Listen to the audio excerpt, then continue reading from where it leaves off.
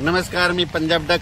हा पाऊस पूर्व विदर्भ, पश्चिम विदर्भ, दक्षिण महाराष्ट्र, उत्तर महाराष्ट्र, कोकण पट्टी, खानदेश, मराठवाडा सगळीकडे हा पाऊस पडणार आहे, म्हणून हा अंदाज लक्षात घ्यायचा। शिर्डी, श्रीरामपूर, नेवासा, त्याच्यानंतर संगमनेर त्या तालुक्यातल्या शेतकऱ्याला सांगू इच्छितो की तुमच्या भागामध्ये देखील म्हणजे आज 8 ऑगस्ट 9, 10, 11 तारखेपर्यंत चांगला पाऊस पडणार आहे, म्हणून हे अंदाज लक्षात घ्यायचा। त्याच्यानंतर विदर्भातल्या शेतकऱ्याला सांगू इच्छितो की विदर्भात देखील चांगला पाऊस पडणार आहे। घाटाच्या खाली शेतकऱ्याचे फोन आले होते, तिकडे देखील चांगला पाऊस पडणार आहे, म्हणून हे अंदाज लक्षात घ्यायचा।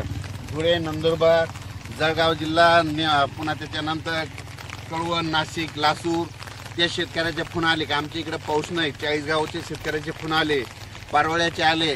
तुमच्या तिकडे आज बघा, आज दुपारनंतर तुमच्या धुळे जिल्ह्यात, जळगाव जिल्ह्यात, नंदुरबार जिल्ह्यात तिकडे देखील पाऊस पडणार आहे, म्हणून हा अंदाज लक्षात घ्यायचा। त्यानंतर पश्चिम महाराष्ट्रात देखील आज म्हणजे चांगला जोराचा पाऊस सुरू होणार आहे, म्हणून पश्चिम महाराष्ट्रातल्या शेतकऱ्यांनी हा अंदाज लक्षात घ्यायचा।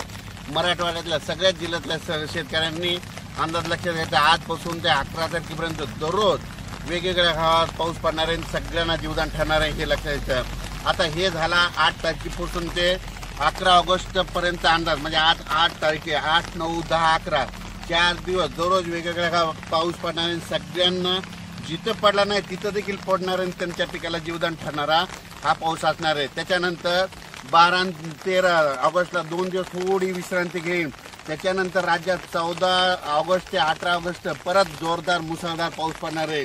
ठिकठिकाणी मुसळधार पाऊस होईल, म्हणून विजेच्या कडकडासह होणार आहे। त्याच्यामुळे काय करा, 14 ते 18 ऑगस्टच्या दरम्यान तुमच्या शेताच्या जिथं तळी असेल तर तुम्ही मोटर टाकले असेल, पाईप असेल ते काढून घ्या, कारण की त्याच्यानंतर त्या पावसामध्ये बऱ्याच धरणाचं जायकवाडीचं परत पाणी सुटणार आहे। त्याच्यामुळं तुमच्या मोटर वाहून जातील, पाईप वाहून जातील, त्याच्यामुळं हे अंदाज लक्षात घ्यायचा। त्याच्यानंतर ते 14 ते 18 सर्व शेतकऱ्याला सांगू इच्छितो, मी म्हटलं होतं ना ऑगस्टपेक्षा सप्टेंबरमध्ये जास्त पाऊस पडणार आहे। म्हणजे ऑगस्टमध्ये मी म्हटलं होतं ना 14 ते 18च्या दरम्यान जवळपास 40-1,000 गावाला पाऊस पडणार, म्हणजे महाराष्ट्रामध्ये 42,000 गाव आहेत, तर 30-32,000 गावाला चांगला जोराचा पाऊस पडणार आहे, म्हणून हे लक्षात यायचं। त्याच्यानंतर आता हे 14 ते 18चा एकदा पाऊस येणार आहे। त्याच्यानंतर 25, 26, 27, 28, 29 ऑगस्ट दरम्यान एक चांगला मोठा पाऊस येणार आहे। त्याच्यात देखील 30-35,000 गावाला पाऊस पडणार आहे, म्हणून हे देखील ऑगस्टच्या शेवटच्या आठवड्याचा अंदाज लक्षात घ्या।